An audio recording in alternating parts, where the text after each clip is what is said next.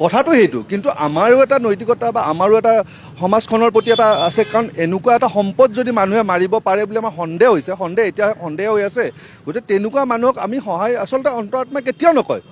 দুটা পইচা পাব, কিন্তু পইচাৰ বিনিময়ততো আপোনাৰ বিবেক, আপোনাৰ মন মগজুটো বিক্ৰী কৰিব নোৱাৰে।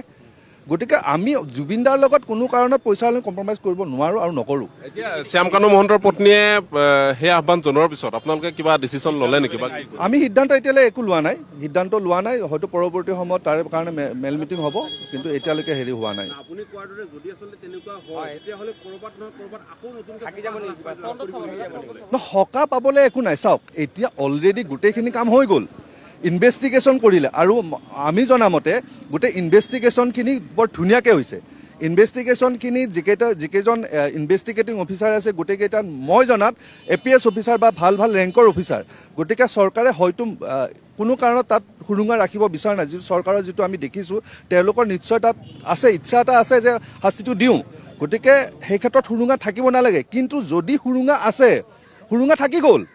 সেইকাৰণে মই প্ৰথম কৈছিলোঁ, মোৰ ফেচবুক পোষ্ট এটা চাব আপুনি যদি পাৰে, তাত মই লিখিছিলোঁ যে CIDৰ ওপৰত আমাৰ আস্থা আছে, অসম পুলিচৰ ওপৰত আস্থা আছে।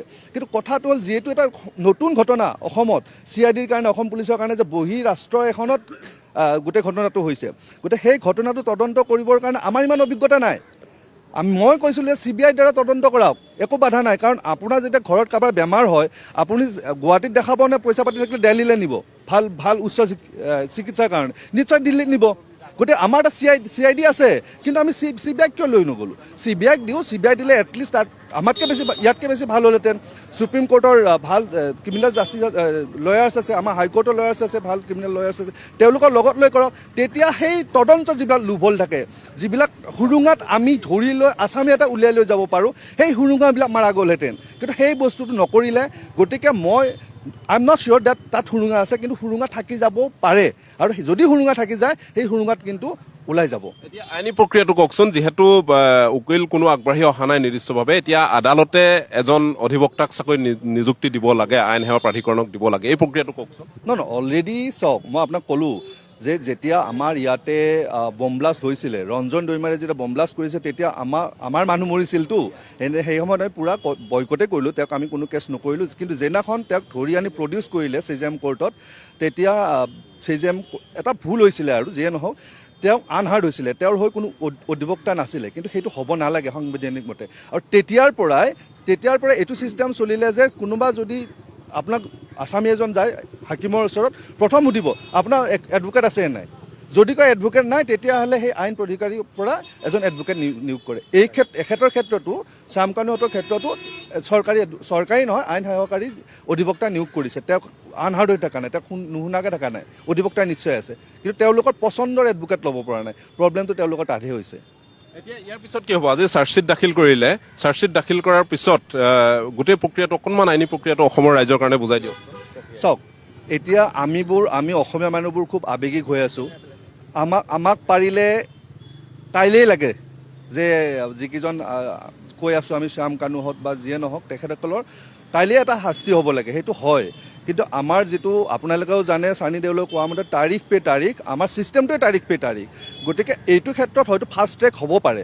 ফাষ্ট ট্ৰেক হ'লেও এতিয়া আজি চাৰ্জশ্বিটখন দিছে, চাৰ্জশ্বিটখন জমা দিয়াৰ পিছত মহামান্য মুখ্য CJM কোৰ্টে চাব, CJMে চাই সেইটো চিন কৰিব, কৰি কেছটো যিহেতু মাৰ্ডাৰ কেছ, গতিকে কেছটো আমাৰ CJM কোৰ্টে কৰিব নোৱাৰে।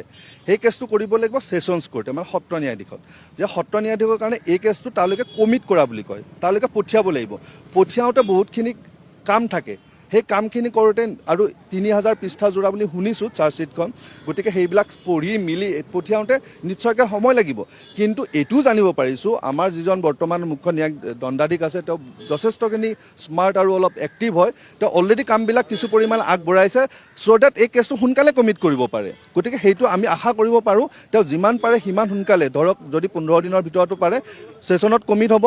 ছেছনত কমিট হোৱাৰ পৰা ছেছন কোৰ্টৰ পৰা তেওঁলোকৰ যিমান আসামী আছিলে, সেই আসামীবিলাকক এটা ডেট দিব, কপি ছাৰ্ভ কৰিব। যিমান সাক্ষী আছে, সাক্ষীলে এখন চমন যাব। এই চমন গৈ যে প্ৰথম দিনতে সাক্ষী আহিব সেইটো কথা নহয়, তাতে বহুত টেকনিকেল পাৰ্চন আছে, টেকনিকেল পাৰ্চন আহিব, ফৰেঞ্চিকৰ মানুহ আহিব লাগিব। এইটো বহুত এটা বাহিৰৰ পৰা আহিব লাগিব। আছে, কিন্তু এটা কথা ঠিক, কৰোঁ বুলি যদি ইচ্ছা কৰে চব কৰিব পাৰে। এখন যে স্পেচিয়েল কোৰ্ট বহাই দিয়ে যে জুবিন গাৰ্গৰ এইটো বিচাৰৰ কাৰণে স্পেচিয়েল কোৰ্ট হ'ব, ডে টু ডে হিয়াৰিং হ'ব, তেতিয়াহ'লেতো মই কওঁ যে 2 মাহত কেছ শেষ হ'ব। ছাছপেণ্ডটো কি? ছাছপেণ্ডটো এদিনত হৈ যাব, কপি ছাৰ্ভ কৰিব আপুনি। মই আপোনাৰ এডভকেটে হিয়াৰিং কৰিলে মেজিষ্ট্ৰেটে এটা জাজে এটা হেৰি কৰিব, আপোনাৰ চাৰ্জ এটা ফ্ৰেম কৰিব, লগে লগে আপুনি চমন আজিকালি আগৰ নিচিনা কাগজৰ চমন নিদিলেও হ'ল। আজিকালি হোৱাটছএপত দিয়ক, সুপ্ৰিম কোৰ্টে কৈছে যদি ইচ্ছা কৰে চৰকাৰে এখন মই আহ্বান জনাইছোঁ, কাৰণ গোটেই অসমীয়া জাতি, অসমীয়া নহয় গোটেই বাহিৰৰ মানুহ, গোটেই বিশ্ব সেইদিনাখন পষ্টমেলনৰ তেওঁৰ নাম কৈ গৈছে, গোটেই বিশ্বই বিচাৰিছে তেওঁৰ এটা ন্যায় পাওক, আৰু ন্যায়টো যদি সোনকালে নাপায় তেতিয়া মানুহ কিন্তু অধৈৰ্য হৈ আছে।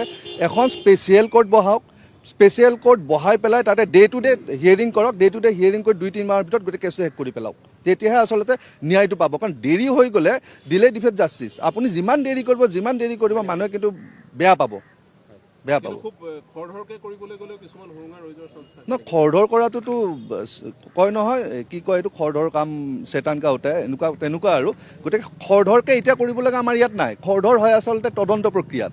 এতিয়া কোৰ্টত আহিলে কোৰ্টত খৰধৰ কৰিবলগীয়া একো নাই। খৰধৰ হ'ব যে সাক্ষীটো মাতাত খৰ, আমি এভিডেন্সটো লোৱাত খৰ। ইয়াত আমাৰ লুভলছ থাকি নাথাকে। এটা লিগেল প্ৰচেছত খৰধৰ কৰিলে যে কিবা বেয়া হ'ব সেইটো নাথাকে। ইয়াত আৰু ওলাব কোনো চান্সেই নাই। ইয়াত মহামান্য আদালত আছে, তেওঁলোকৰ আমি গোটেই গাল আছোঁ। গতিকে ইয়াত আমিতো পূৰা একদম ভিজিল, আমি পূৰা তাত মই কৈছোঁ নহয়, আমি পূৰা প্ৰতিটো বস্তু চাই আছোঁ। কাৰণ জুবিন দাৰ ক্ষেত্ৰত আমি কোনো কাৰণত কম্প্ৰমাইজ নকৰোঁ। মই উকিলন্তা গুৱাহাটী সাধাৰণ সম্পাদক হিচাপেও কৈছোঁ যে গোটেই বস্তুটোত উই আৰ ভেৰি ভিজিল, আমি একদম সূক্ষ্মভাৱে চাই আছোঁ প্ৰতিটো বস্তু।